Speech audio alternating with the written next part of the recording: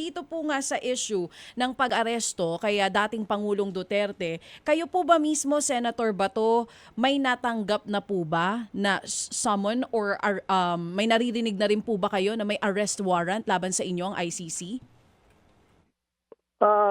So far, wala pa naman sa sinasabi na meron na, no? Pero we're expecting it to arrive, yung warrant na yan. We are preparing for the worst, DJ Chacha. So handa lang tayo kung kailan yan darating. Siguro maganda siya muna, no? Yung unang tanong mo dito, Cha.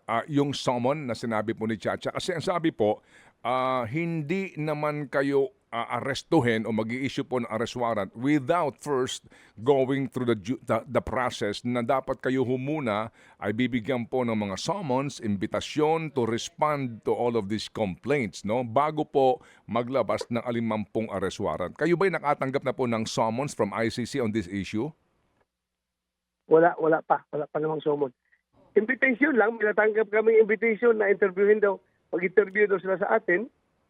Pero yun nga, hindi entertain ng opisina natin because entertaining them is tantamount to acknowledging their jurisdiction over us. So hindi ko pinansin yan. Okay, so invitation, sir. Nabasa niyo ho mismo. Ano po ang dinaanan pong procedure o process o ito hong ano? Anong dinaanan niyang ruta nitong sinasabi yung invitation ng ICC investigators? Hindi man sinabing investigators sila ng ICC, pero ICC personalities daw sila na humingi ng interview sa akin para mag-interview. Pero email yon pinadala sa opisina namin. At nabasa ko na pwede daw nila ako interviewin. So hindi naman ako nagpapa-interview. So invitation for an interview, they are Yes. they are abroad o nasa Pilipinas na po itong mga gusto mag-interview sa inyo? Wala namang sinabing abroad or dito sa Pilipinas. Basta gusto lang nila ako interviewin. So meaning, either way. Kung pwedeng online, pwedeng via telephone. Oo.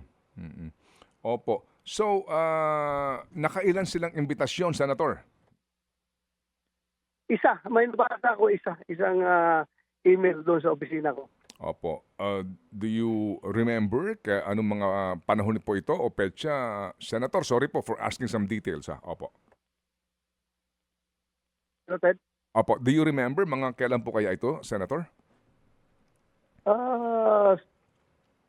Yung panahon na nababalita na nandito na yung mga Pilipino na diyan sila nag-meeting sa Vegas Hotel ni Saldico. Ngayon, November, October, mga ganong panahon. May balita kayo na merong mga ICC investigators na nasa Pilipinas at nagpupulong. Ito yung mga panahon na kaninyo nakatanggap kayo ng invitation for an interview mula sa ICC investigators. To make it clear, Senator. Yes. Klaro yan, Ted. If you can remember, no, na in-interview mo ako noon tungkol doon sa partisipasyon ni Director General na si General De Leon at saka si Speaker Romualdez na kinausap nila si General Karamat na mag-testify laban kay President Duterte, laban sa amin. Yun yung panahon na yun. Yun yung mga panahon na yun.